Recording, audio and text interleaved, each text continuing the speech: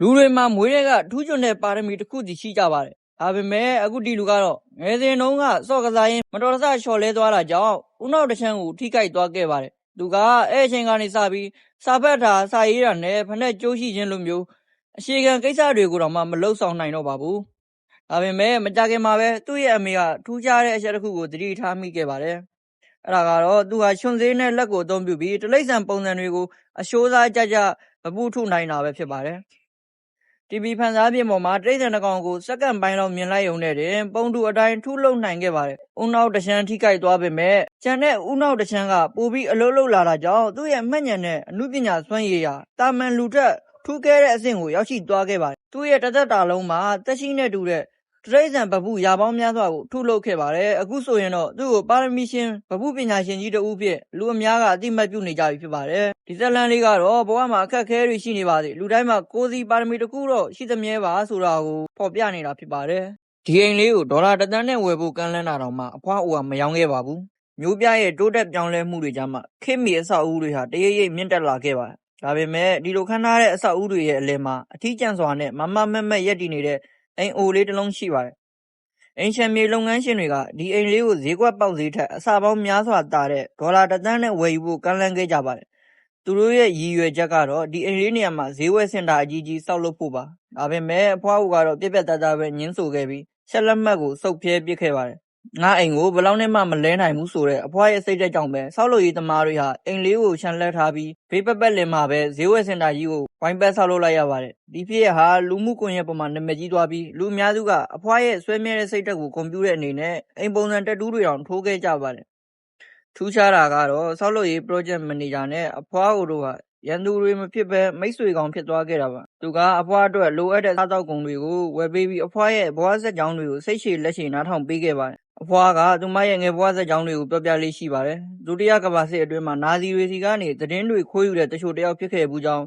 ဟစ်တလာနဲ့တောင်တွေ့ခဲ့ဘူးကြောင်းတွေပေါ့။ဒါတွေဟာတကယ်ဟုတ်မဟုတ်ဘယ်သူမှမသိနိုင်ပေမဲ့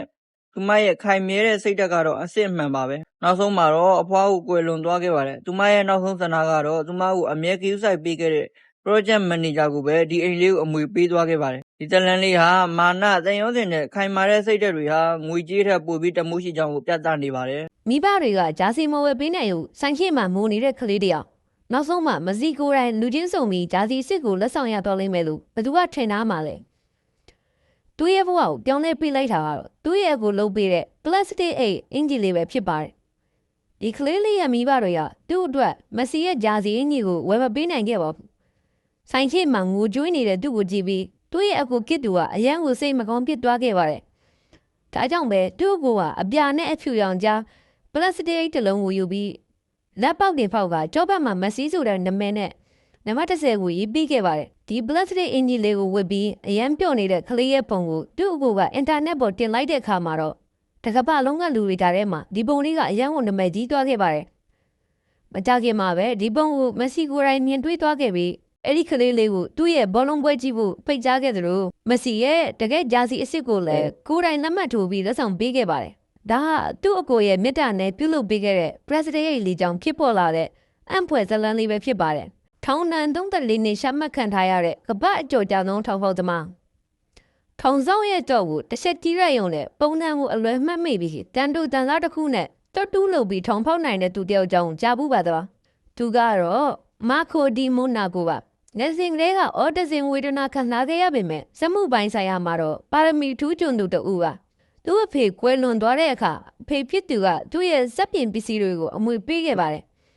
ဒါပေမဲ့တိတန်းစာကိုတရားဝင်မဖက်ရသေးခင်မှာပဲသူ့ရဲ့မိသွေးဖြစ်သူကရဲတိုင်ခဲ့တာကြောင့်သူဟာထောင်ဒဏ်4 နှစ်ရှာမှတ်ခံခဲ့ရပါတယ်ဒါပေမဲ့ထုံကြပြီးတလအကြာမှာသူဟာစူးကြိုးတွေပေါ်ကနေကြောတက်ပြီးထောင်ဖောက်ပြေးခဲ့ပါတယ်